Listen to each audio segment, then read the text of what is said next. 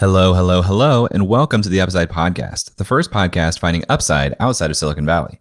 I'm Jay Klaus. I'm accompanied by my co-host, Mr. Wedding Weekend himself, Eric Hornung. Ooh, the question mark is very much a period at this point, and it's a not wedding weekend. So Colleen and I were scheduled to get married this weekend, December 5th, 2020, due to the circumstances, the world, I guess, Jay. We pushed it back to December 4th, 2021. And the great thing about that is it's a really cool looking date. 12421. Ooh, 12421. You're right. What's that? What's the word? Fibonacci. There's that, but also when something's the same backwards as forwards. Palindrome. Palindrome. A palindrome wedding. Yeah, and that's the kind of wedding I need. Also, my lacrosse number in high school was 21, so things are really looking promising for this wedding. Plus, you get a whole other year to think about this decision. I don't need another year.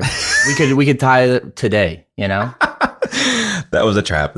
And you eluded it perfectly. Good job. Thank you. I mean, there's definitely no mistakes here. Like, I don't know, listeners, you didn't hear the 5 takes Jay took to get our launch here. So we cut those out for you, but Jay couldn't get the opening to upside down. I'm the one making mistakes here, not Mr. Hornung. Well, Eric, I'm glad to have you back with me this week for our next episode in our series of the Upside Rewinds. Who are we talking about today?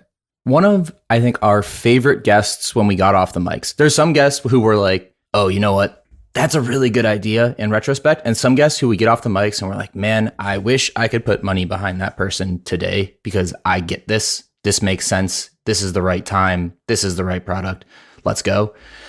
That was Blake. He has been incredible about keeping up communication. We're on his shareholder snapshots. We've watched his progress.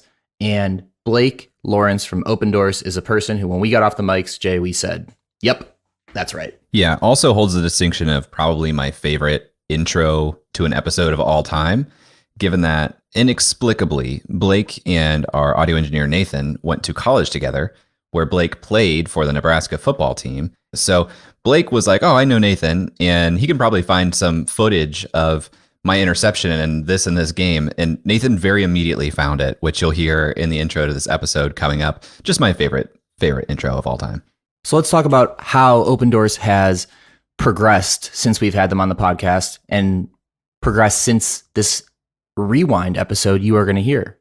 We had Blake on the show. We performed the interview in May of 2019, but the episode aired on July 17th, 2019. And actually, Eric, between our interviewing of Blake and the release of the episode, Opendorse raised a Series A. It's the upside effect, you know? That's the upside bump. The old upside bump. So in May of 2019, Blake announced they raised $3.12 million in funding for Opendorse, which is their largest public round that they've shared to date still. There is another $2 million round that's on Crunchbase, but as with all Crunchbase data, you can't really tell what's real and what's not on there sometimes. What is real and what we have seen is that when we interviewed Blake back in early 2019, there were 6,700 athletes on the platform. Today, Opendorse has over 26,000 athletes on the platform. And these aren't just bench warmers for your local minor league baseball team. We're talking about Kyler Murray, Trevor Bauer, Odell Beckham, big names in the sports world that use Opendorse. Yeah, looking at their athlete growth in April 2019, they added 323 athletes that month, and in October of 2020 added almost 2,200. So huge rate of growth for them. The number of posts that these athletes are making month over month is increasing quite a bit. The Opendorse team has grown from 33 employees now up to 43 in the most recent stakeholder snapshot. So team is growing, numbers are growing, and it seems like every time Blake emails us, he's gotten a dozen different pieces of press coverage. Like, they seem to be a media darling for one reason or another, but probably because people like him the way that we like him, Eric. People like him, people like sports. It's kind of this perfect harmony that's building up. So we want to take you back to when we got introduced to Blake with the understanding of how they've grown since. If you like this episode or want to talk about Opendorse, you can reach out to us at hello@upside.fm or send us something on Twitter @upsidefm. And here is that episode with Blake from July of 2019 in its entirety. Rewind.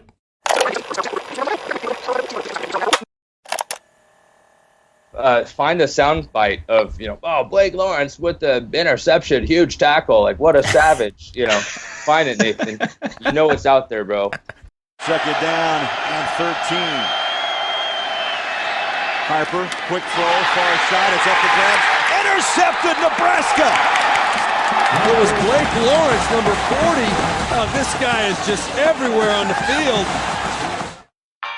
The startup investment landscape is changing, and world-class companies are being built outside of Silicon Valley. We find them, talk with them, and discuss the upside of investing in them. Welcome to Upside. Woo!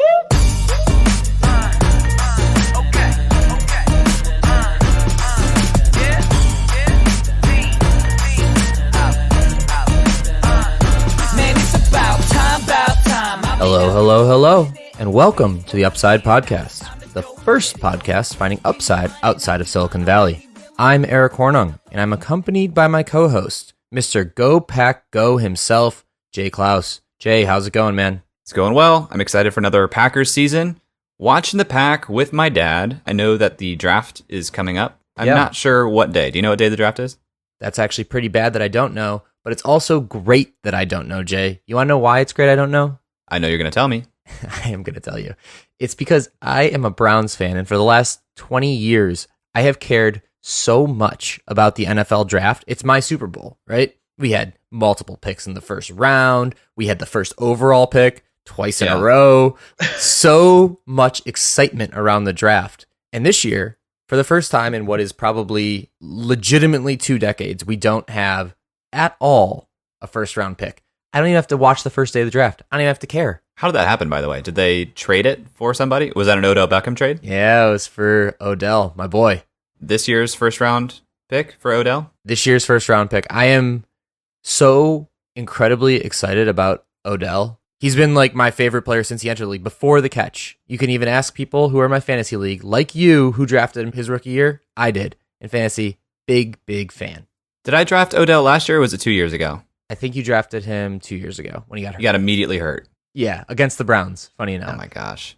Excited about fantasy football. The problem is, the further I get away from caring about things like the draft and young players, I continue to draft players like Larry Fitzgerald because I think they're going to be a great pick, and I'm just out of touch. But I love our fantasy league. Yeah, our fantasy league is a lot of fun. There are a lot of customized rules. There's 2 quarterbacks. There's a short bench. It's deep starters. It's there's a lot of unique things that make it very hard to just kind of pull up a cheat sheet and draft. 2 quarterback leagues, when you have 12 teams, highly recommend. I think that changes the fantasy game. Yeah, because you have to reach for a third quarterback or hope that a quarterback gets injured and you can pick up, Matt Leinart as a backup or something. Also, our league is the only one that does the auction style drafting, and the game theory of that with some pretty smart dudes, very fun. Also some pretty dumb dudes. We have a wide range in this league. Yeah, true. For the listeners, Jay and I are in a fantasy league together in case you didn't pick up on that. In case you didn't put it together. And the reason we're talking about fantasy is today's episode involves athletics. Today we're talking to Blake Lawrence, the founder and CEO of Opendorse. Opendorse is an athlete marketing platform that helps the biggest brands in sports share content on social. Founded by 2 former major college athletes, Opendorse was built seeking to make it easy for athletes and their partners to work together to engage their fans. Today, they have close to 6,000 athletes using the platform with over 900 million social media followers. Do you follow any athletes on social media? I think you follow 150,000 people on Twitter. Are any of them athletes? I follow sub 2,000 people on Twitter. 390,000 people, I think. And a couple of them are athletes. Not a lot of athletes. Why not? Well, I'm not the biggest sports guy. That I will admit to. On most of my social media, I'm trying to follow people who bubble up scarce and, thought-intensive stuff. And most athletes are tweeting about their teams and what's going on in their world, and that's just not my world. I also feel like a lot of when I've seen athletes, the things that are most interesting to me are when they are sharing, either behind the scenes stuff, something that I can't typically have access to, but I don't necessarily want or need promo. Yeah, I understand that. I think from my perspective, and I don't really follow many athletes. I think I follow Odell, who we just talked about. I think I follow LeBron. Very Cleveland of me. I follow LeBron. I actually like watching LeBron's son's highlights on Instagram. I don't know where to go with that, so I'm just going to leave that one out there for the listeners to dissect. But I've been wanting to, for a while, make lists of my favorite teams and just have all of the rosters, all of the people from one team on there. So like a list on Twitter of all the Cleveland Indians, a list on Twitter of all the Cleveland Browns. I don't really follow, I like the Packers, but I don't follow like the drama of the Packers as much. So I think that those two would be good for me. Maybe I should do that. Maybe I should just actually sit down with the roster and do it. A little bit more background here on Opendorse. It was founded in 2012, based in Lincoln, Nebraska, which is where our editor of the show, Nathan, lives. They've raised $9.5 million to date. $3 million of that closed just this month in April. And I believe some of the entities they already work with are the PGA Tour, the LPGA, the NFL Players Association, the New Jersey Devils, and Michigan, Clemson, Nebraska. Some big names in the athletic space. You know what's crazy about athlete profiles? Just how many followers they have, man. Like, I get that LeBron and Odell have a lot of followers. They're some of the biggest names in sports. But even just these freshmen at Ohio State with 10,000 followers, 50,000 followers, it's just insane. Yeah. And I imagine there's huge opportunity that I don't even quite understand of how to leverage that, either directly monetarily or not. And I assume Opendorse is helping athletes to do that. Well, let's find out. As we go through this interview, guys, if you have thoughts, you can email us hello@upside.fm or tweet at us, preferably at upsidefm. We'd love to hear what athletes you follow and what athletes we should be following. So tweet those at us at upsidefm and we'll give it a look. We'll jump into that interview with Blake right after this.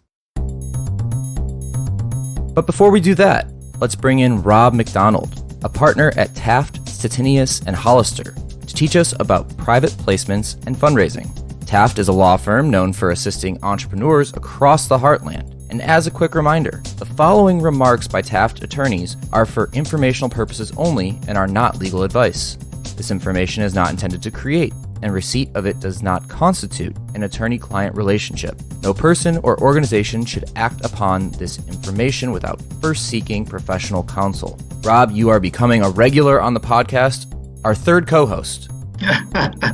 It's great to be back. Excited we were able to get through all that legalese. Oh, I know. You gotta love a good disclaimer. Oh, yeah.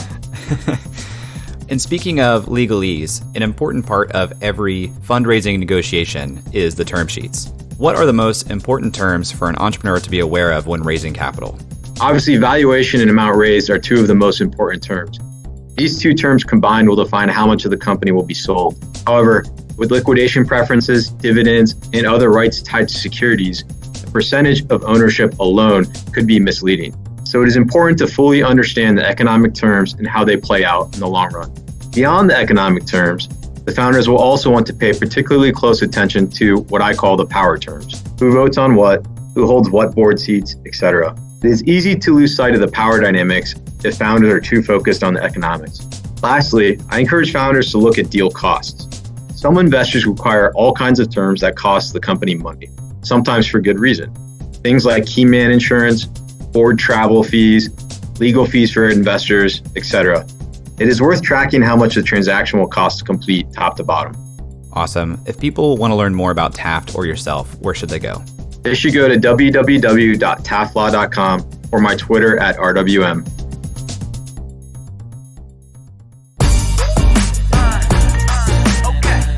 Blake, welcome to the show. Appreciate it. Happy to be here. On Upside, we like to start with a background of the founder. So can you tell us about the history of Blake? History of Blake. Blake's story, I won't talk in third person. No, let's do third person the entire interview. That's the way to do it. Yeah. So Blake was just a young boy in Kansas City. My story, journey in entrepreneurship, I'll take you back to Kansas City playground. I'm third grade. My older brother's in fourth grade. And we see the cool kids on the playground. We're surrounded by the other kids, and they're handing out M&Ms or Skittles or a piece of a candy bar. And In that moment, my brother and I decided we could either be the cool kids or be the plug for the cool kids. And I think the entrepreneurial side of me said, let's be the plug. So we did a stakeout to find out when there were no teachers in the teachers lounge. And we would sneak in with our lunch money, put $1 in, get a candy bar or Skittles or M&Ms and go to the playground and sell them for $2 a pop, right? So we would go in and we would double our money every day. And my mom had no idea how we came home with more money than we went to school with, and that we were cooler than the cool kids because we were the ones you had to go to be cool. And I think that origin story going all the way back is the roots of entrepreneurship, thinking differently. And then that kind of brings you all the way through to where we are today. So I thought you guys would enjoy that. If you ever were buying candy bars on the playground from a kid, that was me. I both love candy bars, and I both aspired to be the cool kid in school. Never really quite pulled it off, but I had the same aspiration. Yeah, we got busted about 2 months into the whole operation with candy bars in our pocket in the teacher's lounge. But to digress, bring it back, grew up in a football family. So my older brother, we grew up playing football. Football was our everyday life. He went on to play quarterback at Kansas University, and I went to the University of Nebraska to play linebacker. So I was recruited all over the country. I was one of the top recruits in the country, and decided I was going to go to Nebraska so I could beat my brother in football, because Nebraska usually beats Kansas in football, and ended up playing as a true freshman, starting as a sophomore and junior at linebacker. So it's a much bigger than I am today, which I'm proud of that. But yeah, what was your playing weight? It was about 230, 235, about 200 pounds now. So got up pretty quick and really enjoyed that experience. Of course, football being a part of my everyday life, becoming a starting linebacker in Nebraska is quite an accomplishment. I was proud of that. And then in 2009, so 10 years ago, it all came to a screeching halt. I had to step away from the game instantly. I had suffered 4 concussions in a little over a year, and decided that I was going to protect my long-term health and stop playing football. And that was an identity crisis for me, guys. And I think that everyone listening, and you both know that moment when everything you thought you were is now gone, and you're trying to figure out who you are and what you're going to do next. And one day I was a starting linebacker in Nebraska, and the next day I had to find myself. And that's where I focused on what that entrepreneur journey, like those origin stories, trying to think, well, if I wasn't focused all my energy on football, maybe I could focus on solving problems. So at the time, I was the first guy on the team that was using Twitter in 2009. I'd built up a little bit of an audience, about 500 or 1,000 followers on Twitter, mostly local fans, media members. And so I said, man, this is the way I'm going to stay connected to this fan base. Nebraska sports fans are diehard. The whole state loves their student athletes and football. And so I said, I'm going to dive way into this. So I started tweeting and, building connections there and building up this presence. And I was tweeting stuff I probably shouldn't have, honestly. I mean, we all were 10 years ago. But it was like, Roy tweaked his hamstring. Like, hope he feels better. And like the guys in Vegas were like, okay, we got to follow this guy, right? Like, but I started getting hit up from some local businesses saying, hey, you've built up your social media presence. Can you help me out? So I said, sure, let's do it. So started to hustle a little bit and kind of help these local businesses build up their social media. Got to a point where we had a couple, and one of my best friends and roommates in college is Audie Kanalik, who's a co-founder of Opendorse. And we've been working together for every day since day one. Having a conversation, he said, hey, you're helping these businesses. I'm about to go and finish my last year of football in Nebraska. What if we made this a real thing? Like, what if we weren't just hustling and pushing out tweets, but we built a company around us to solve this problem for not just a couple, but thousands of companies. So he said, sure, let's do it. And so we started our first company in August 2010. It's called Hurrdat, Hurrdat. It's a social media agency. And here I am a year ago. I would have been preparing for being the starting linebacker in Nebraska, and now I'm preparing a business plan and LLC docs and pitches and trying to get things going. So what can happen in a year? It's pretty impressive. And so Audie and I started that company really to help businesses connect with their audience on social media, blog, tweet, Facebook all day, which was difficult to explain to my parents that was actually what I was going to be doing. But it turned out to be a great success. I mean, we built that from the 2 of us to 25 employees. We sold it in 2014 so we could focus all of our energy on Opendorse. But those early days of Audie and I, who we'd always been a part of a team, but now building a team and understanding what does it take to get people to trust and buy in and believe, not just from the customer side, but also from the employee side. So that was a great first experience. What did running a social media agency look like in 2010? What types of things were you doing for these companies that needed a 25-person headcount? Well, and a lot of content creation, but content creation in 2010 was very different. Also analytics. So in 2010, you couldn't post photos to Facebook. You had to have a page. You didn't have pages. You had just profiles for businesses. Twitter, you couldn't post photos. You had to use things like TwitPic or YFrog. And so we did a lot of content, like just copywriting and blogs. We did a lot of blogging, which was long form, so we could drive people from Facebook to the blog or from LinkedIn to the blog. And that's where we would help convert. Yeah, so it was very different than today. And then even then, Facebook and Twitter didn't have any analytics. So we had built our own analytics process where we would, on the front end, the customer would see like this beautiful report. On the back end, guys, we're going in and counting up how many likes this one post got and comments, and we would update it on a daily basis. It was madness. But thank goodness, analytics came around 2011, 2012. It started to actually become an industry. It's crazy to think that just 10 years ago, we were using TwitPic. That feels like a lifetime ago, but it really wasn't that long ago. It wasn't. So I've grown up on social, and this is something my career has been built in that space, and just thinking about the core principles of the same problem I was trying to solve for myself, which is I have this audience. They've elected to follow me for a reason. How do I engage them on a continuous basis, right? And bringing that same mindset into these businesses and brands, like that really helped us within our social media agency. But guys, I got to tell you about this aha moment, or like the moment we became obsessed with solving the problem that Opendorse solves today.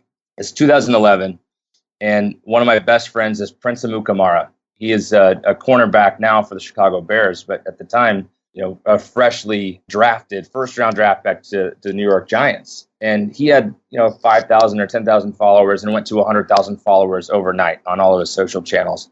And he calls me up and says, "Hey, I know you're helping all these businesses, man, but I got all these fans in New York now, and I want to make sure that I'm doing everything I can to keep them engaged. So can you help me with my social media, help me keep my audience active?" And I said, "Sure, let's do it." And so we sat down and created a plan. Said, "We're going to provide you photos and videos that really talk on key things in New York. We're going to talk about Nebraska, like different things that your fans want to see from you. But Prince, we're gonna send them to you because we want you to share it." I mean, the authenticity, the relationship that athletes have with their audience is really built on the fact that it feels like this is the guy. Like this is coming straight from my favorite athlete, my favorite player. And so we never wanted to post for him. We always wanted him to have total control of the content. So we would package it up and say, "Hey, Prince, this is the photo. Post it on Twitter at 5:00 with this caption. Like it's gonna pop." And we'd text it to him, and then we'd wait.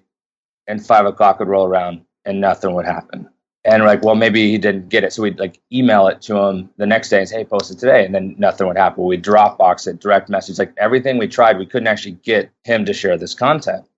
And, you get on the phone with the guy and you say, "What's going on?" He's like, "Oh man, I love it. This is super cool." Like, and he's paying us for this and he's still not sharing it. He's like, "But I'm going between practice. I got, trying to chase maybe a new girlfriend, which became his wife, and he's like, I just got a lot of things going on. I wish you could do it for me, but I don't want you to do it for me." And so that was a challenge because we're saying, man, Prince's career could be over in a second. Like, I know that all too well. Some guys play in the league for 5 years, 10 years, some play for 5 months. In fact, Audie Canalic, my business partner, played in the NFL for a year. That's it, right? And so we know it can be over in a second. But he's got hundreds of thousands of people that want to hear from him. So we became obsessed with making it easy for Prince to share content on social. Like, that was just it. That was like, how are we going to get this guy to actually do this so he doesn't miss out on an opportunity of a lifetime? You mentioned back in 2009, 2010 or so, when you're starting to share things, you're sharing some things that you probably shouldn't have. At the time, this is something I told Eric in the intro, I was writing for the student newspaper at Ohio State, and that was happening with Ohio State players too, and that would cause a little bit of a ruckus. What was going on with teams as it relates to athletes' social media at the time? At that time, the teams were still trying to figure their channels out, right? And we're still at that point. This is like social media 1.0. It's hashtag SM Sports, social media sports. It's a great resource on Twitter. That industry is still maturing. And at that time, Ohio State, Nebraska, the Giants, the NFL, they were all still trying to figure out how they're going to use social media. So it still doesn't, like, this story advances, to today, where teams are still trying to figure out, okay, now we've got their bases covered. we should think about what these athletes are saying and doing, right? And we've been on that side for the last 6.5, 7 years on trying to help athletes along. So eventually when those teams look at the athletes, at least there's somebody out there that's been looking out for them. And I'll tell you about how that story's evolved. But at the time, athletes were running rampant. They could say whatever they want, whenever they want. And that's why you see a lot of things sneak up. And it's probably like the pre-2013 era, like this dark space in social media where all of us really had no idea where this was going. And we would say whatever we want without regard to what it could do for our future.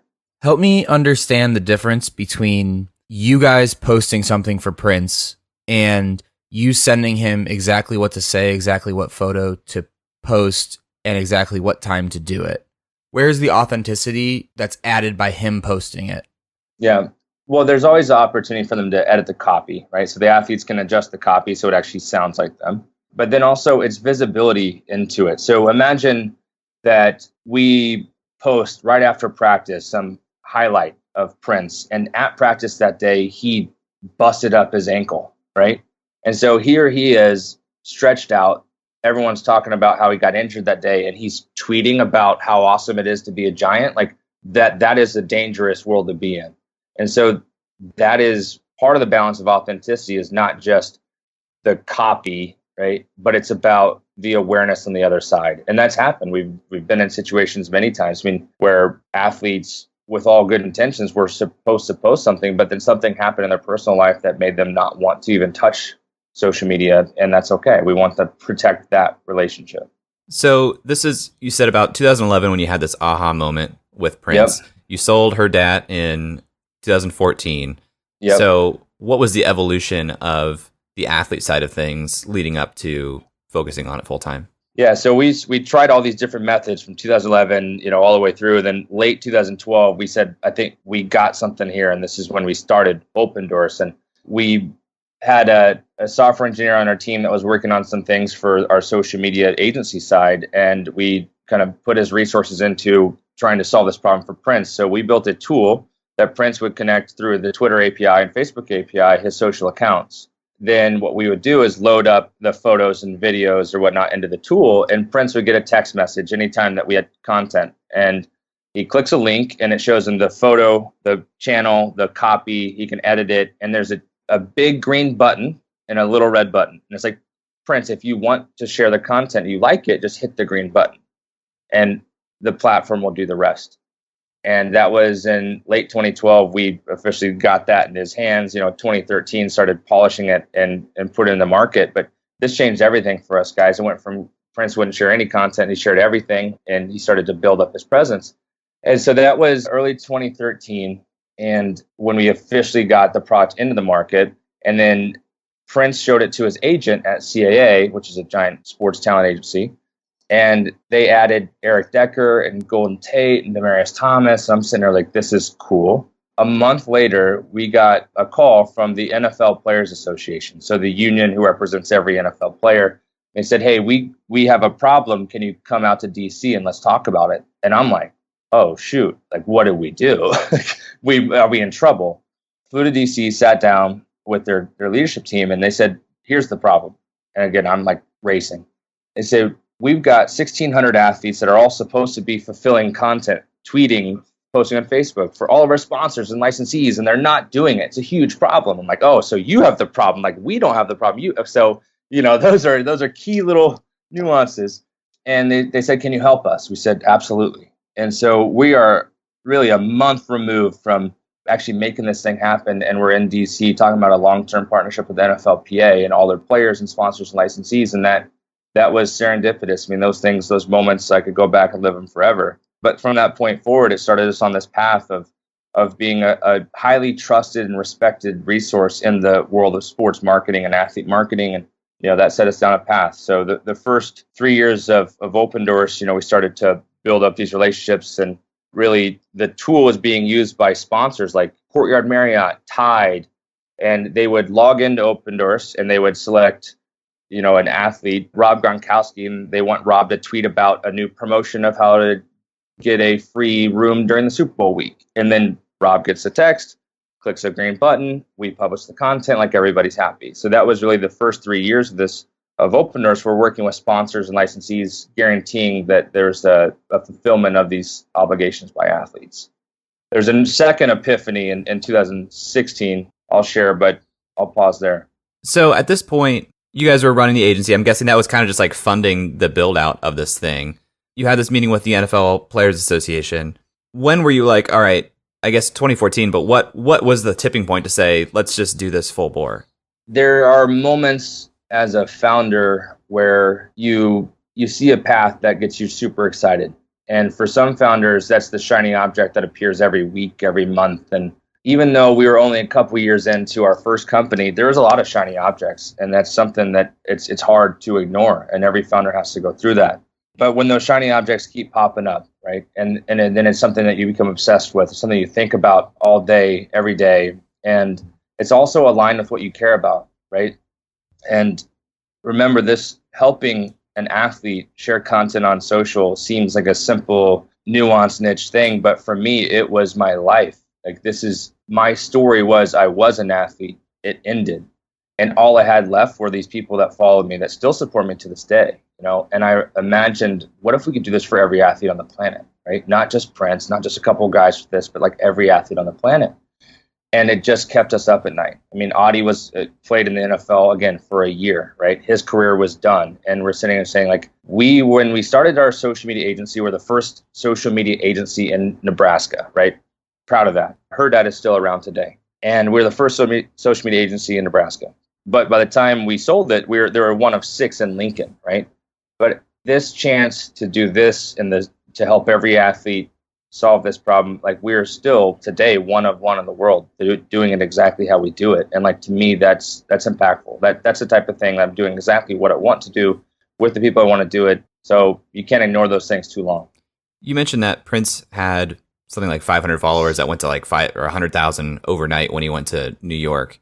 Yep. How does that happen? You know, I look and I see incoming freshmen at major college programs with tens of thousands or hundreds of thousands of followers. Just how does that happen? It's a natural part of this sports fandom, right? And Ohio State, you're a Buckeye, right? Yep. And they're one of our partners, so we work closely with them. They have an internal, while they're at Ohio State, they have brand building initiatives for the student athletes on campus. It's fantastic. That wasn't there 7 years ago. But this relationship between an athlete and their audience is so deeply ingrained in our culture, it's hard to even take a step back and understand it. But if you combine the passion that we've always had for sports as a culture in America and a culture globally, athletes are at the center of everything. Michael Jordan, right? We're fans of MJ, not necessarily the Bulls, right? We like the Bulls because of Jordan. But before social media, all we knew about Jordan was whatever he said behind the podium, which was staged and propped up, whatever he said in a magazine, which was obviously cut and clipped by everybody under the sun. So we never quite knew these guys. But the growth of social media has given this connection that couldn't exist before real legs. And it's starting earlier and earlier. And athletes with the recruiting era are getting a lot of buzz and hype while they're still in high school. Then they go to college and they are continually showing the world that they have a direct connection with their audience. And that's how this has continued to evolve, is that people feel connected to people first and foremost on social. And our stars in the world of sports are the athletes. So it's a day in an era of the influencer or the creator on social media. Athletes are the OG influencers, man. These guys for centuries have been idolized, and now we have a connection to them that we didn't have previously. So that's how those things happen. That's how people want to know who's coming to town, whether it's the new recruit at Ohio State or the first round draft pick for the Giants. People want to follow and get to know those people. These fans, what type of, I mean, I totally buy into that because I would want to know anybody that, you know, I follow their team. I like to know them as people. So if they're tweeting out stuff for their licensees or their sponsors, Tide or whatever with Gronk, you know, what are fans' reactions to that type of content from athletes? There's always a balance. Athletes have been a natural endorser of local businesses and products. Like the local car dealership always has some athlete in the picture, right? And that's been accepted in the traditional advertising realm. Athletes and advertisements is accepted. Now, athletes advertising through their own channels gets a mixed reaction. But one of my favorite trends in today in 2019 is that fans are understanding these are people that are securing the bag, right? Like that has become like, get that money, secure the bag, good for you. And they're finding a new level of respect, I think because these guys are humanized now, right? It's like, hey man, I'm good for you. I'm so glad that Campbell's Chunky or Pepsi is paying you because you're my guy. I want you to secure the bag. And that's a shift in culture. But I think it's coming from the fact that everyone that's listening has a friend that's an influencer that's getting paid or getting free product to post on Instagram or Twitter. Like everyone knows somebody. And when they post it, all of us are saying, good for you, man. Like you did it. Somebody's willing to pay you to share something. Now that's more relatable. And we don't look at athletes as this like superhuman being, but like right beside us. And I think that's been good in terms of the positive reaction to those types of promotions. How are athletes that aren't using the Opendorse platform using social media? Like, is it being managed? And then is it different between like the Odells and LeBrons of the world? Like, how do they manage their social media? And how does someone like, I don't know, like a Quincy Enunwa or Amir Abdullah or backup linebacker for the Cleveland Browns, like how do they manage their social media? Yeah, so the superstars have a team around them. They're helping them think of content, push out content, and they're paying those individuals to provide support. Most of them do, right? So Odell, LeBron, Juju Smith-Schuster, those types of athletes have a team, right? Steph Curry has a team around him. But that is the top 1% of athletes that even have that. So the other guys are finding ways on their own to do it. The younger athletes are natural. I mean, the guys that are coming into Ohio State are a lot better at social media than the guys leaving. And the guys leaving Ohio State today are a hell of a lot better than the guys that left 4 years ago. So it's only getting better of people owning that voice, but they're looking for help. And if you look at the state of athletes on social, the average athlete shares 6 posts a month on social media across Twitter, Facebook, and Instagram, 6 posts a month. The average influencer shares 6 posts a day. The average sports team shares 30 posts a day, and the average sports league will be over 50 a day, right? So you're talking about an athlete shares 6 posts a month, right? Versus 1,000 a month for a sports team and several thousand for a league, and influencers are in the several hundreds. So athletes are still not maximizing the value of this platform. And it's because the majority of athletes don't have someone there to help them. Like they can't afford to pay somebody to create content for them, or they don't have even an inkling of what that means. Like most athletes are not marketers. And that's the biggest difference between athletes and influencers and athletes and teams and leagues, is that these guys have an audience, not because they pander, not because they know how to create content or engage their audience. They have an audience because they run fast and jump high. And that's not a knock on like their ability to understand marketing. It's just simply true. So that's why we feel our calling is to be the company that helps every athlete. And we're doing it today. And I'll tell you how we're doing it. But I'm excited because there's a lot of upside in this market, pun intended. Let's roll. So you're telling me there is a full team behind Odell's like looking eyes emoji tweet? Yes. Yes, there is. The NFL is helping Odell. The Browns are helping Odell. His agency's helping Odell. Odell's mother is involved in his social media presence. So Odell's been a longtime user of Opendorse, and it's been fun to see him grow. Right, his story is evolved. So I want to stay centered on that, and then I'm going to show you this like epiphany. Can I do that? Yeah, talk about this 2016 epiphany. Yeah. I will.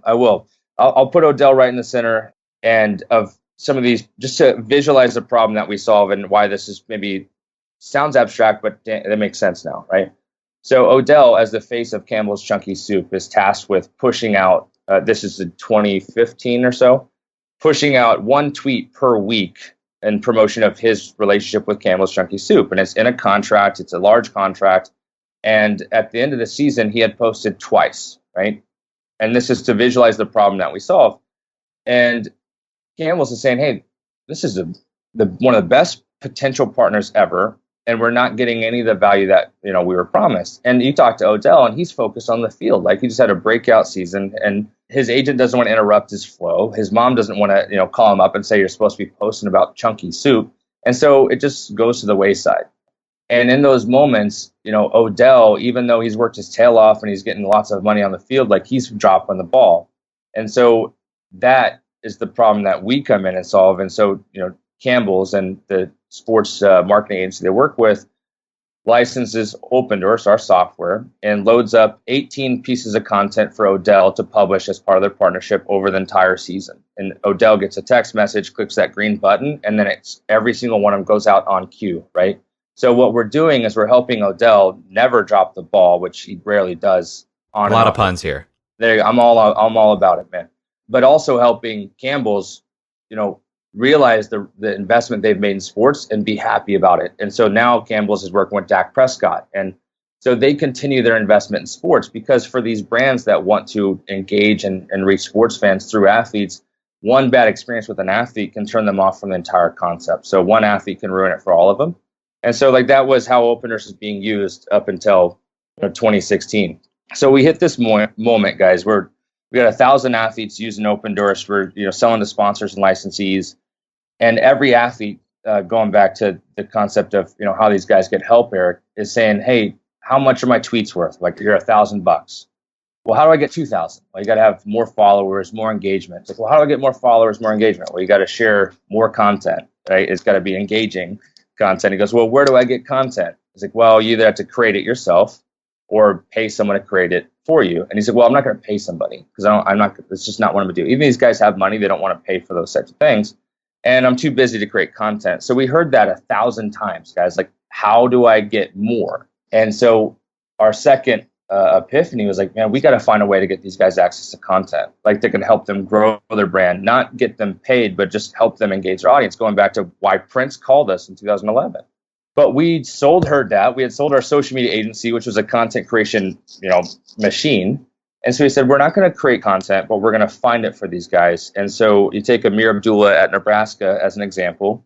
And we said, if we were going to create content for him, we'd want to share content about Nebraska football. And we thought to ourselves, we're not going to create content, but who in the world is creating content every day to engage Nebraska football fans? And the answer is Nebraska football, right? So we scheduled a call with the athletic department, went over to campus. Our office is right on campus, pretty much. And sat down and said, hey, we have this crazy idea. What if Amir Abdullah shared anything you want, anytime you want, just with a click of a button about Nebraska football? And they said, that sounds great. Like, how much is that going to cost, right? Like, how much do we have to pay Amir? And I said, well, hold on to that. Then we go back to Amir and say, Amir, guess what, man? We got a way for you to get high quality content to engage your fans to talk about Nebraska football. And we can get to you anytime. And Amir asked a question. This was like this aha moment. He goes, how much is that going to cost? And in that moment, we saw an opportunity where the content was so valuable to the athletes that they're willing to pay for it. And that the distribution is so valuable to the teams that they're willing to pay for it. And when you have those two, they cancel each other out. So what we created was our first relationship with Nebraska Athletics, where they would log in and there's no payment. They just would select, Amir Abdullah and send him photos and videos, just like we were doing with Prince in 2011. And they started doing it for every alumni, and then Michigan called and Clemson called and TCU and Iowa and Florida and Georgia and Ohio State. And, you just go through this and they all started to use the platform that way. And it was like it transformed our business model into licensing our software to college athletic departments that were sending content to alumni. And then we got into pro sports and it just started to evolve where this is a behind the scenes, every team and league and athletic department starting to use a platform to increase the distribution of content through the athletes on their roster. And it was super rewarding because we started to help more and more athletes and it really took off. So I know who your users are. Your users are teams, athletes, leagues. It sounds like the customer is the leagues, the teams, and the athletes are kind of a user of it that are not actively directly paying? That's right. So Opendorse is free for athletes and agents. It's free to receive content through the platform, right? So we're a SaaS company, right? So we sell annual subscriptions to sports organizations and their sponsors. So they pay an annual fee to log in and send content to any athlete that's opted in to be a part of their roster. that's how the model has progressed. In the early days, it was all transactional. It was like, if Odell shares this post, then there's a payment. But if he doesn't, there isn't. But we've since shifted to a subscription model, which has really created this recurring revenue model and business and predictable revenue and growth. And it's been really exciting. So that's the model. What's that annual fee to a organization or sponsor? It's a range depending on the type of sponsor, but it starts at $10,000 a year on the low end and can go up to six figures a year depending on what bells and whistles you want within the software. But you kind of, your average customer is probably going to be below $30,000 a year, and then it goes from there. Are those customers then the ones that have to chase the athlete down and say, hey, you got to get on Opendorse? Yes, they are. They're inviting athletes to use Opendorse. But what's a unique thing about this was when Ohio State started using Opendorse, they have a relationship with Cardale Jones, they have a relationship with JT Barrett. Like, they invite Braxton Miller to the platform. So now we're not in the middle of it. Like, we're just providing the tool, and they send invitations out, right? And it's been really great to see it grow from that, because a year ago, we were up to 3,000 athletes using Opendorse a year ago, right? Right now, 6,600 athletes use Opendorse.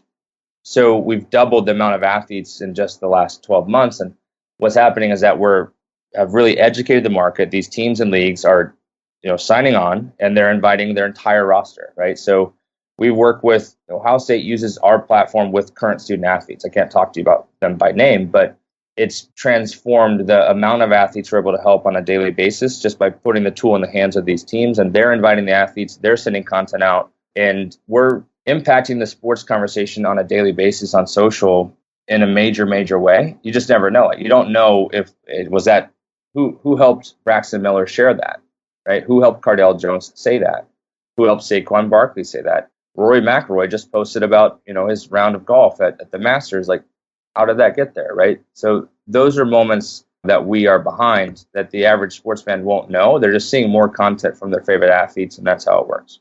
So there are over 1,000 student athletes at Ohio State. We've talked mostly about football. I mean, you just mentioned golfer, but how do you decide which student athletes get access to Opendorse, or how does the organization decide? We don't have a part in the decision of who they invite, right? So we provide the platform, and it's up to them who they want to invite and send content to. And most of them want to get everybody on campus outfitted with this, because what we talk about the early days of sports teams on social media, and they're trying to figure out what they're doing. Most teams have figured out like that they're going to pump this amount of content per day, and like the channels are getting bloated. And so you go to is there swimming and diving at Ohio State? Oh yeah. I think they've won like a lot of Big Ten titles. There you go. We'll take that. So you go to swimming and diving, and you take 150 photos of this swim and dive meet or even a practice, and you might go post one of them on social media. And there are 25 student athletes that just participated in an event that they have nothing to share on their social channels. And you have a photographer who just took 150 photos and sees one of them posted. So what happens to those other 149 assets? They go and sit on a shelf and do nothing for the university, nothing for the student athlete. And so what we're seeing our partners do is take those assets that would be remnant inventory sitting on a shelf getting dusty, and student athletes who are disengaged with sharing their story because they have nothing to share. And they're combining the two, right? To share more content more often, engage fans directly through the athletes that are creating these moments.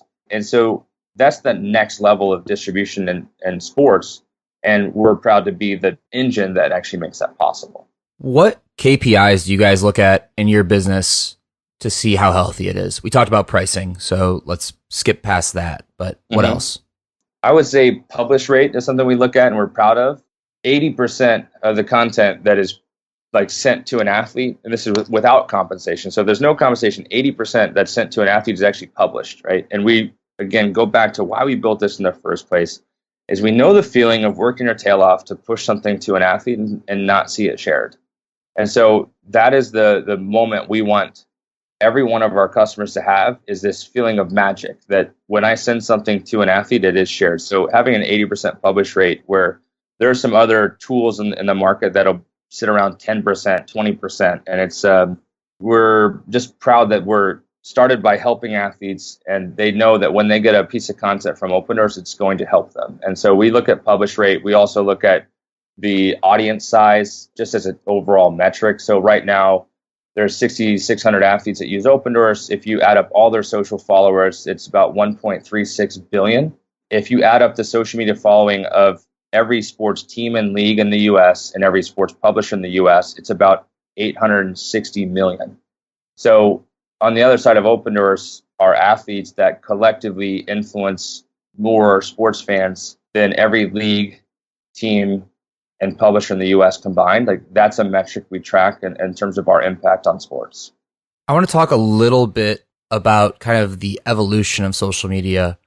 We see that a lot of things are becoming more authentic and less published, like blogging's going away, podcasting's coming in, Instagram posts are going away, stories are coming in.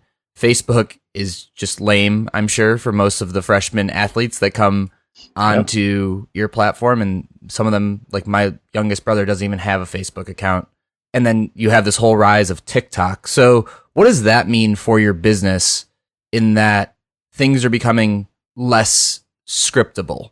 It becomes an education opportunity for athletes on how they can supplement their personality with a highlight of them at practice or in a game, or a throwback to their moments in high school, or photos of them walking into an arena. Like, all those moments matter to sports fans. But when they turn the camera around, and, last week at the Masters, Phil Mickelson just talking on his drive into the Masters about what he's going to do that day, like, that is what sports needs, and that's what athletes need.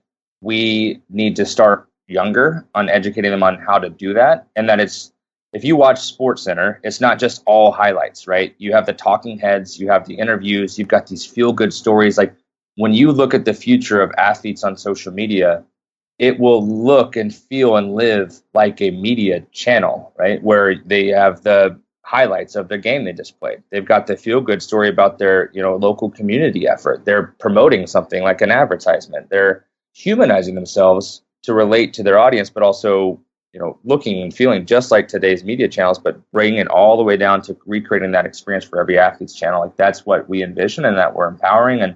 But we have to start educating them earlier. So we just signed our first high school partner, which is, they're out of Pulaski High School in Wisconsin. And man, that gets me hyped, right? Because I think about the same resources that are being provided to the best golfers on the planet. We just partner with the MLBPA. We're partners with the IndyCar. I mean, the biggest athletes on the planet is now being passed down to high schoolers in Wisconsin, right? So maybe if one of them makes it to the next level, and they make it to the next level, that since day one, like cradle to the grave, like, there's been a tool helping them understand the value of their audience and how to maximize it. What types of channels are available through Opendorse? Like, Twitter is an obvious one, but what are these social channels that athletes can use with Opendorse? Twitter, Facebook, and Instagram are the three. Those are the three platforms that we publish to, help athletes publish to. And as more channels emerge, it's just we're observing the usage and habits of how athletes use them. And Instagram is a tremendous tool for athletes right now. I mean, the engagement rate is 10 to 20 times higher on Instagram than it is Twitter. And athletes, it's such a natural thing for them. They feel a lot of times handcuffed by needing to write something, right? But visually, these guys can just get it done. So those platforms are where we focus, is where their audience is most engaged. Facebook is a challenge, but internationally, Facebook is huge. So it just depends on the athlete and the market. Snapchat is kind of a big thing for athletes now too, right? How does that work for athletes who want to use Opendorse but also want to be on Snapchat? So remember, like, Snapchat is a great platform. Athletes do enjoy it. Opendorse provides pre-produced content for athletes to publish on social. And Snapchat is built around in-the-moment content and private messaging to a small group. And so we have not been in a position where we feel our core value proposition lives well within Snapchat. And for that reason, we've stayed out of it in terms of an integration. But if there's more and more demand and athletes ask for something, we do it, right? We just have not heard that asked enough. I'm friends with Braxton, our connections with Braxton on LinkedIn, and I see he's posting stuff to LinkedIn now, which makes a lot of sense to me as athletes prepare for like a future after athletics. What are your thoughts on LinkedIn? Well, I think there's value there in terms of an integration for us, and that's something that we're seeing Opendorse again evolve in how people are using it. A college athletic department is now adding their athletic director, their coaches, their staff members, their student athletes, their alumni, their mascot, right? It's like so really, if you strip away this whole we love athletes, we built this thing to help one athlete, now we're helping thousands. The core technology is content distribution tech, right? And as our customers are using it in ways that we didn't foresee, which is pushing content to athletic directors, what that AD says on LinkedIn might drive conversation. So we're looking at that as a way that we can help bolster that. There's corporations that are using it not only to get their athletes to fulfill sponsored messages, but to get their executive staff to push out internal messaging. So that's been a cool evolution, is that a lot of people, even you guys trust each other. You both have to tweet out and post about this show, but you might fall through the cracks. Like downloading and uploading a 200 megabyte video is not fun for anybody.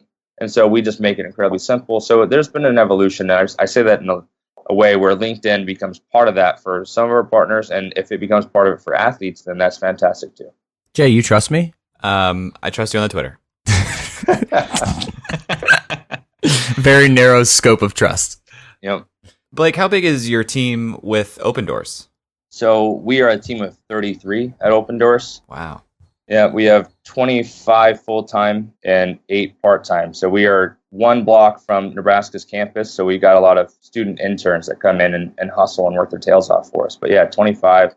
And I spend half my time in New York and half in Lincoln, Nebraska, where we just built a new headquarters. And, from the ground up, it feels great to look back and know the impact that we've had on that market and that market's had on us. So Nebraska's home for Opendorse, but we're everywhere now. Why are you in New York? I am in New York because in the world of sports media, this is the center, right? So we will soon announce a major partnership with a league in every single one of its teams. And that league is 5 blocks that way. And when I was in Lincoln, Nebraska, it was like, 5 days that way. I could never get there soon enough and fast enough. And so for us to be right down the street from the biggest decision makers in the world of sports, that's of value. That doesn't mean we all need to be here, right? There are so many things that are good about building a company in the Midwest that we can imagine ever moving from the Midwest, but having a presence on the coast is something that we are keen on, and it's important for us as we grow. What are some of those things about Lincoln that have been beneficial for Opendorse? The people, Midwest values, people work their tails off. They want to be a part of something bigger than they are. They impress me every day with their level of commitment to this. Because as a founder and building 2 companies, like, it's all about people, man. This is all it is. We got to find good people that care, that have a purpose, they're driven, and Nebraska gives you that by default. You don't have to coach it, you don't have to teach it. It's just ingrained in them. So that matters. Cost of living is important too. Like, if you're going to build a technology startup and you want to start it right here in Manhattan, that's going to be a challenge for you cost-wise. I mean, it is literally 120% cost of living adjustment from Lincoln, Nebraska to New York City. And so the same engineer, you'd have to pay them double and more, right, if you wanted to employ that same person in New York. So building our team in Nebraska has allowed us to help more athletes with less resources and have a customer experience that I think is second to none. People that will work their tails off to actually make this happen for our partners. How come you guys fundraised, and will you continue to fundraise? It seems like you guys have a lot of traction and a high lifetime value of a customer. Yes, we have raised $9.5 million to date. We just closed our round this week, fully subscribed. Our most recent round, it's actually oversubscribed now. It's a $3 million round.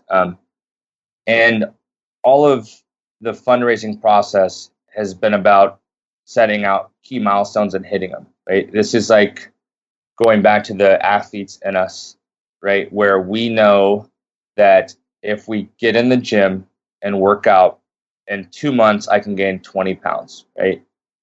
I need access to the gym, right? I just can't brute force it. I got to find a way to get in. And that's been our approach every time, is that we set a milestone and we say, how long will it take us to get there if we have to construct the gym? If we have to go find the weights? Are we going to lift trees, logs, whatever? We'll find a way to get there. But raising capital is like finding a fast route to that milestone, like finding a way to hit your your weight gain goal, right? And I know that's that analogy. I'll stop it right there. But we take that approach to Opendorse. So, this last $3 million round, we've got a milestone. We understand how to acquire customers, right? So our customer acquisition costs are around $5,000 right now. We have a high lifetime value and annual contract value. And of the 3 million, we put $1 million into software development to get our product up so we can increase our average contract value with new features and product development. And then we put the other 2 million towards customer acquisition, get the next 400 customers in the door, hit the 10 million in annual recurring revenue mark, which puts us on a path to be in complete control of our future. So those are things that really are tied into the why of this round. The why along the whole time is, again, changes with each round in terms of what milestone you're looking to hit. But overall, we can't help every athlete if we're not around, right? So we got to find a way to continue to progress and grow. But this most recent round is like we've got product market fit, we've got key objectives, and getting it closed and now focusing on putting it to work is something I'm proud of. Is this a $1 billion company in the future? That brings me to epiphany number 3. Can I do that? My answer to that is yes, this is the makings of the backbone of the future of athlete-driven media. In 2017, Jordan Spieth, it's the Travelers Championship. He's in the bunker. If he makes the chip, he wins. He chips it, rolls on, goes right in the cup. Jordan Spieth won the Travelers. By the time he gets back to his bag, he has a video of that moment to push out on Facebook to his millions of followers. And when that happened, and we saw, Opendorse was a part of that process, said this is the future. This is the future of this industry. And when you think about athletes being their own distributor of their own highlights, their own media, and every athlete on the planet having that ability and being the backbone for that, that's $1 billion company. And it's becoming more and more true.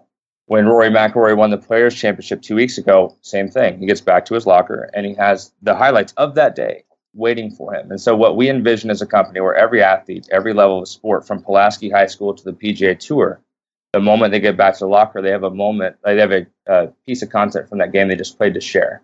And being that type of company, like there's hard fought for you to tell me that doesn't create tremendous amount of value for this market. And that's the path we're on. Fantastic. Blake, thanks so much for taking the time. If people want to learn more about you or Opendorse after the show, where should they go? Twitter.com/Blake_Lawrence. I try my best to be a great follow. I will encourage you and I'll also engage you with all the behind the scenes of athlete marketing. So Blake_Lawrence on Twitter, find me there. All right, Eric, we just spoke with Blake Lawrence of Opendorse. Before we get into the deal memo here, I threw a bit of a Hail Mary and got a professional athlete to join us and give a little bit of context into that world. Is it Odell Beckham? Did you get Odell Beckham on the podcast? That would have been awesome. I should have tried. Actually, if I would have tried, it probably would have worked. But I didn't try. I got a hold of, instead, Braxton Miller, wide receiver for the Philadelphia Eagles and former Ohio State University quarterback when we were in school. He was legendary. Hit that spin move. Braxton Miller was a fan favorite for 5 years. And actually, at my time at Ohio State, when I was covering the football team as a freshman, I got to cover, actually that might have been my sophomore year, but I got to cover Braxton's freshman year as an incoming quarterback with Luke Fickell's first year leading the Buckeyes, only year leading the Buckeyes. Look at us just being such Buckeye fans. Go Bucks. Didn't have a whole lot of time here. Braxton is in OTAs with the Eagles, so I really wanted to spend this limited amount of time understanding his schedule and how he manages it. So please enjoy the short interview with Braxton Miller. Braxton, welcome to the show. Man, thanks for having me, man, for sure. Can you walk me through a day in the life of Braxton Miller? Man, I say for a day for me, my day started like 7 o'clock in the morning. First thing I do, I pray to God, thank him for allowing me to get up this morning to be who I am today. Get my mind right, go ahead and brush my teeth and stuff, and then you wait for my son to get up at 8. Then, I headed to the facility and, get some good breakfast. Then I go there, get some coffee, hang out for a little bit, and go watch some film with a couple guys and go plays. Just get ready for our first meeting at 9:30. For there on, we start from 9:30 to 1:30. And between those hours, 9:30 to like 9:50, we have like a meeting with special teams. And after that, we go in the training session for like 2 hours. We get like a little 15-minute break. Then we go into offensive meetings for like an hour and a half. And, once we're done with that, it's going to be 1:30. And I say for the rest of the day, I'm just hot tubbing, cold tubbing, get my body right, making sure I'm doing the right proper steps to, stay healthy and get a good meal in. And, hey, by the time I'm done with that, I'll be ready to go back to the crib, take a nap, wait for my son, get out of preschool, for him to FaceTime me.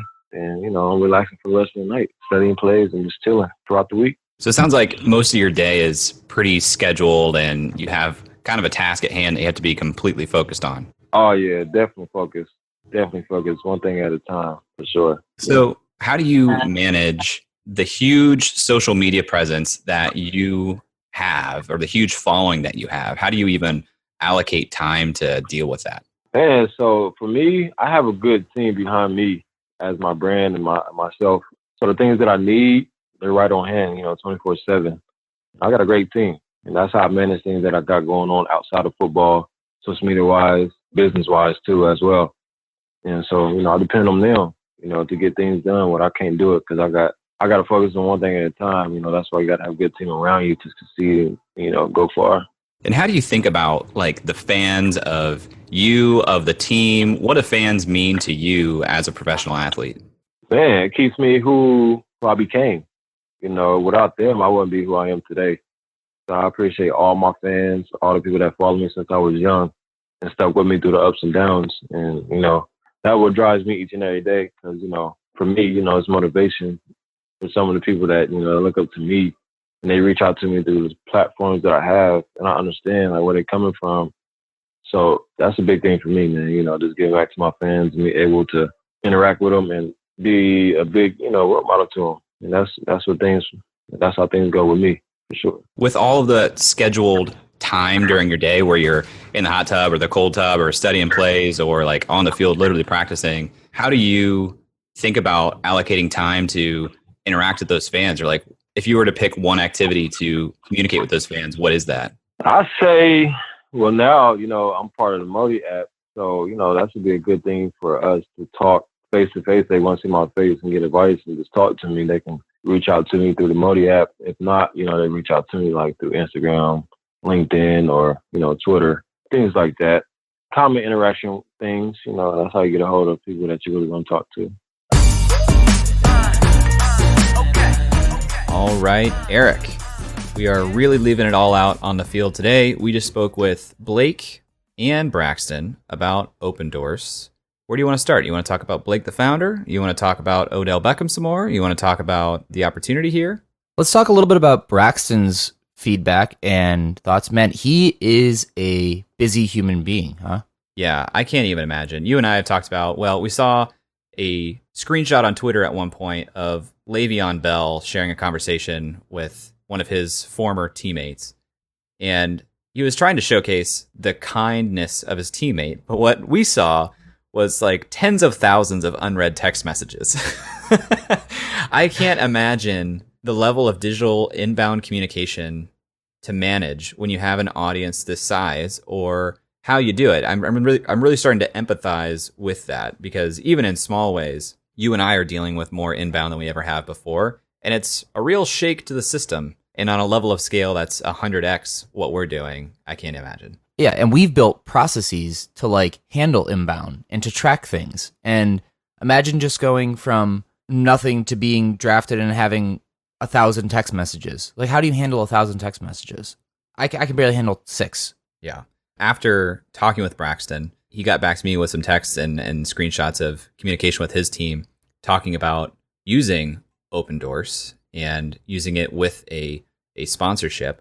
So it's clear that, as busy as these athletes are with their day-to-day training and everything, this stuff just isn't top of mind for them all the time. It can't be for them to really, do their true jobs. And that was a really good telling of the value of Opendorse's platform. Yeah, I would agree with that.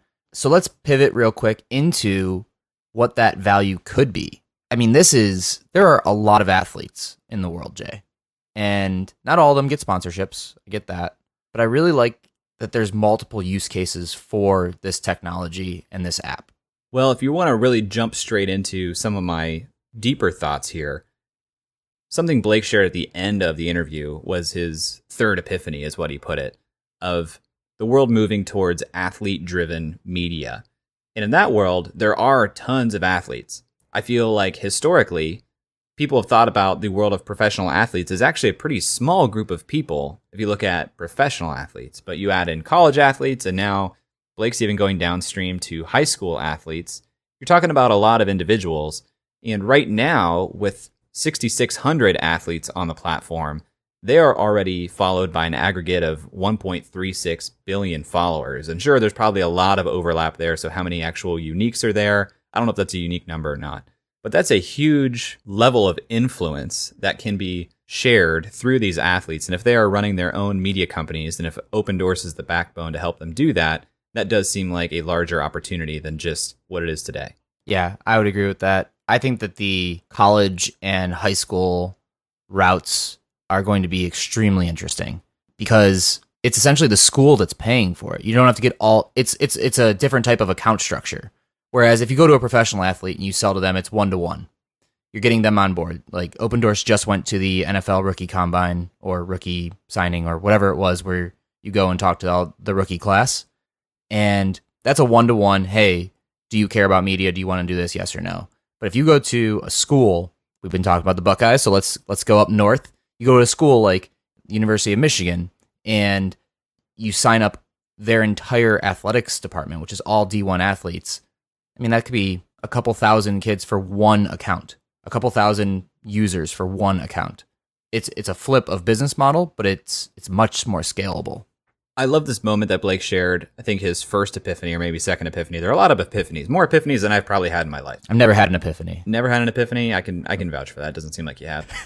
The epiphany where he mentioned he went to the college organization, the University of Nebraska, and said, hey, I can help you use this distribution engine, essentially, these athletes. I can help you distribute your content through these athletes. And they said, that's great. How much will that cost? And then he went to the athletes and said, I have a ton of free content that's high quality that I can get to you. And the athlete said, that's great. How much does that cost?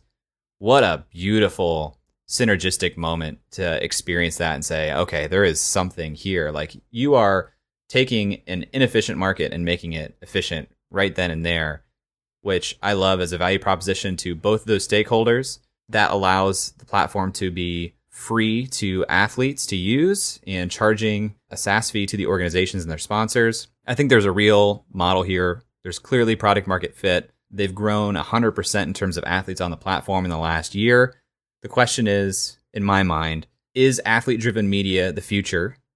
How big is that opportunity? And do you believe that this team can do it, this team from Lincoln, Nebraska? Do you think that this expands beyond athletes? I like this as a thought exercise. Let's think about this. My initial thought is there's probably something there. So let's think. Do you have a market in mind that is similar to this? Like entertainers, maybe? See, I think corporations.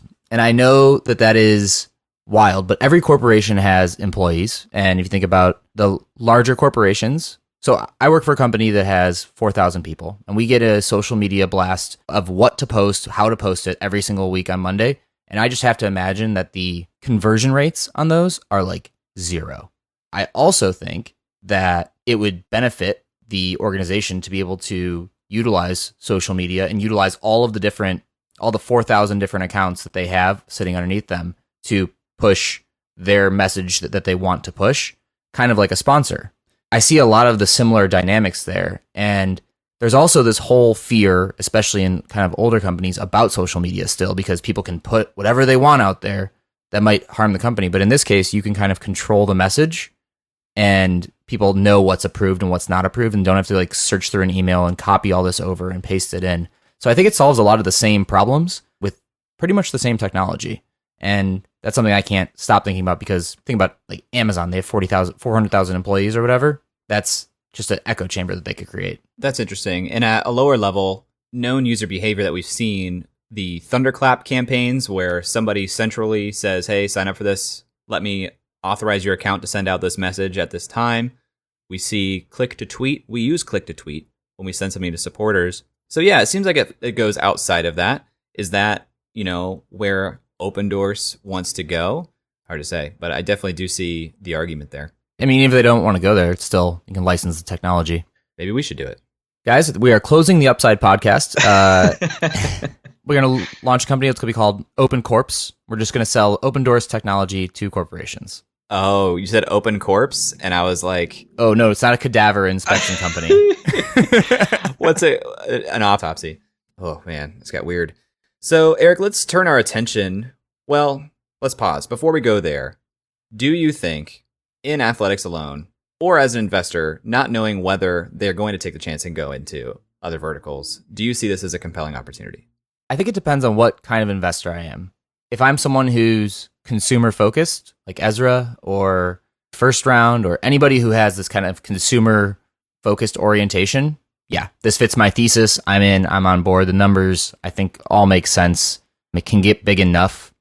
And one thing I don't think we really talk about much is like the platform role. It could be synergistic with other things. So by investing in Opendorse, you are now a secondary degree connection to 6,600 athletes that, hey, maybe your other companies want to sponsor. So that's kind of a second tier benefit to bringing this into a venture portfolio.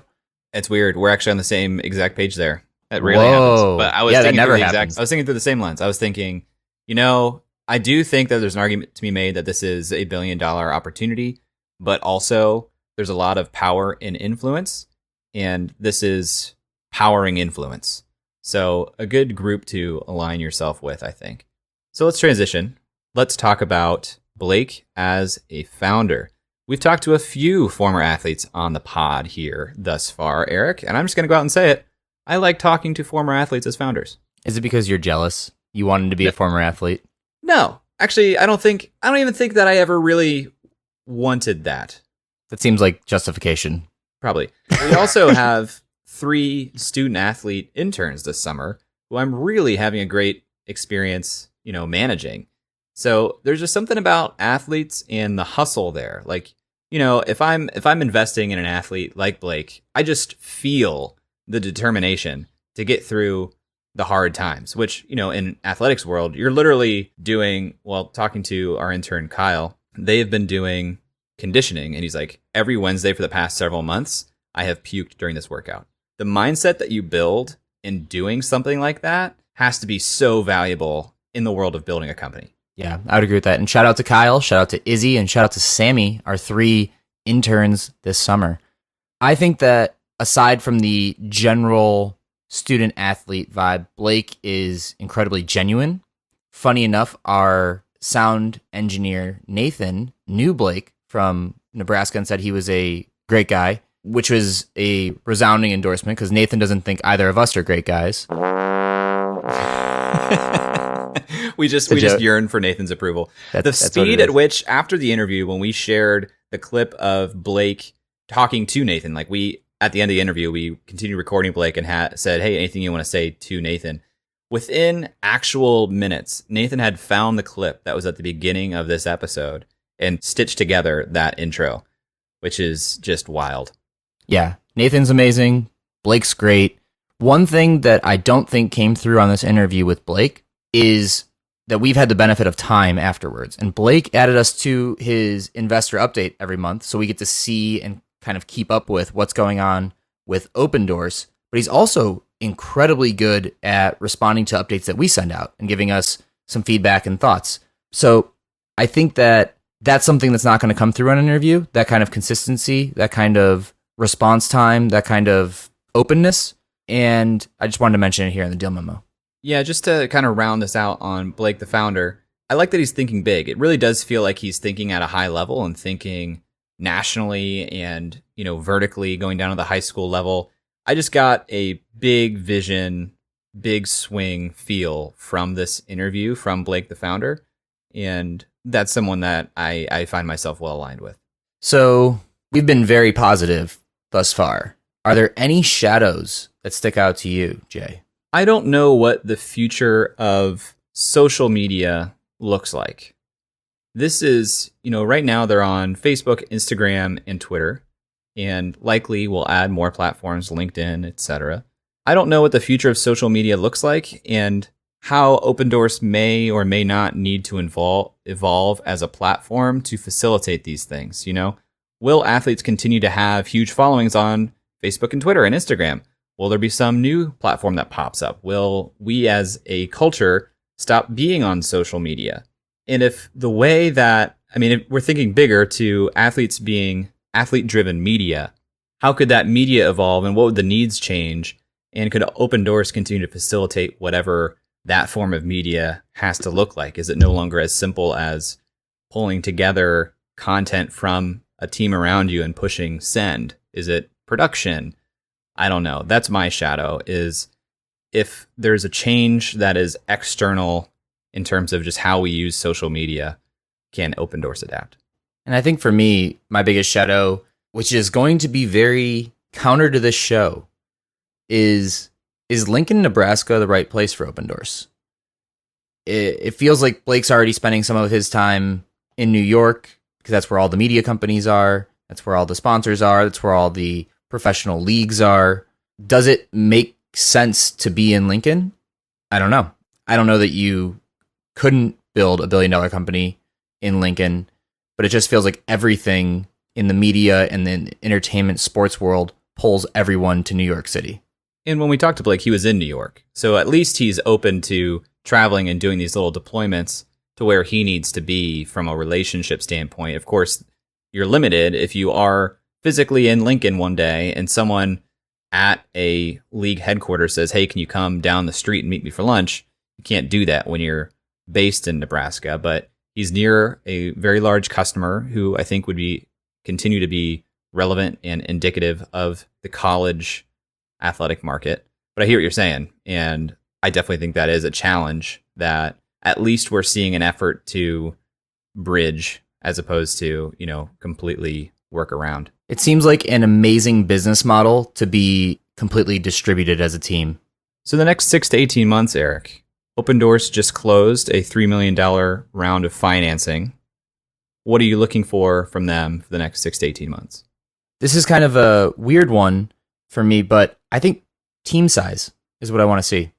I see this as being a opportunity that requires a lot of feet on the ground, a lot of talking to athletes, a lot of selling to schools, a lot of selling to organizations, a lot of talking to sponsors, and just a lot of communications. So I want to see how the team grows over the next 6 to 18 months and what the focus is being put on. Is it on sales? Is it on tech?